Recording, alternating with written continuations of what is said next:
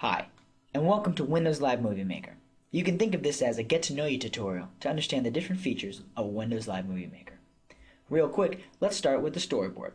Over here it says, drag videos and photos here, or click to browse for them. So the moment I click, it's going to open up a Windows Explorer tab, allowing me to search for my photos and video.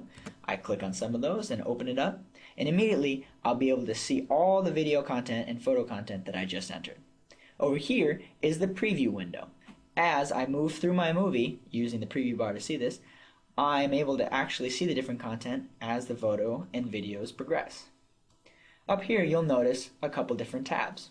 Each one of these tabs is a part of the larger content called the ribbon, allowing you to easily access the information and tools you need in order to make your movie successful.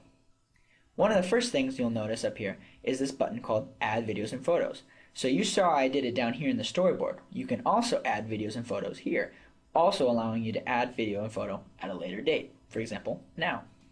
I click on this, go to videos, click on a video, for example, let's say Skate, and it's put into my movie.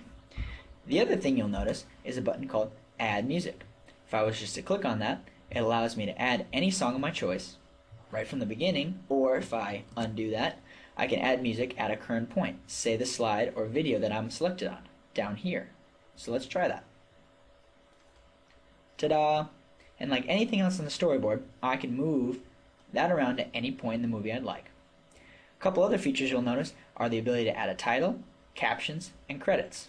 This button is called Auto Movie. I've already added a song, but let's just remove it for this example. Delete.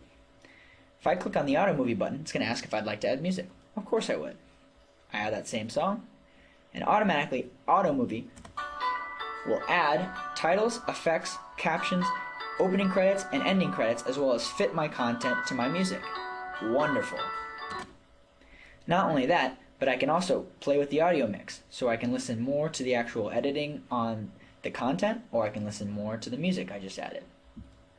If I was to go to animations, there's a great new feature called Live Preview, allowing me to hover over any of these transitions to see what it looks like in real time. I can also do that for visual effects.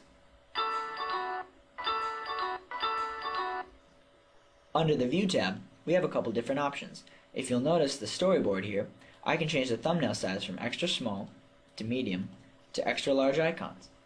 Personally, I prefer the small icons. It allows me to see a lot of the storyboard while still seeing a lot of the preview pane. I can also choose my aspect ratio from standard 4:3 to widescreen 16:9, depending on the output I'd like to have. Under Video Tools, there's a couple different options here as well. If I click on a video, say for example I'd like to edit that, I can click on the Trim tool and use the live preview bars to find the spot in the trim or the movie that I'd like to edit to.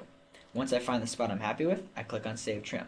And for example, if I was unhappy with the edit I just made, I can go back into the Trim tool, not lose the original trim I just had, make as many edits as I want, and click Save Trim again. Wonderful. You'll also notice a couple other things, such as the fade in and fade out volume feature.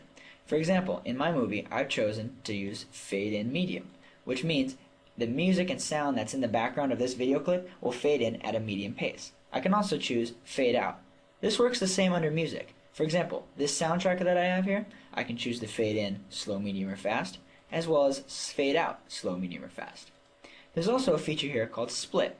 So at any point in my entire movie I want to, I can click on the split feature and it splits that song at that exact point, and I can move it around just like any other piece of content to anywhere else on that page. If I wanted to, I can also go back to my home page, click on Add Music at a Current Point, and add another song. It's that simple. So I've shown you the basic features of Windows Live Movie Maker, but what about sharing? With Windows Live Movie Maker, we give you a lot of options for that as well. For example, in 3 clicks, you can upload your entire movie to YouTube. Or, with extensible plugins such as the Live Upload, you can share your video to Facebook. We're also the only free application that's a video editing software that allows you to save your movie in high definition 1080p. Let's take a look at the Save Movie feature.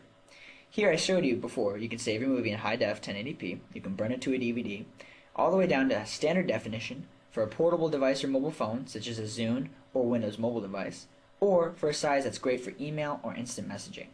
So that's Windows Live Movie Maker for you. A quick tutorial to get you started.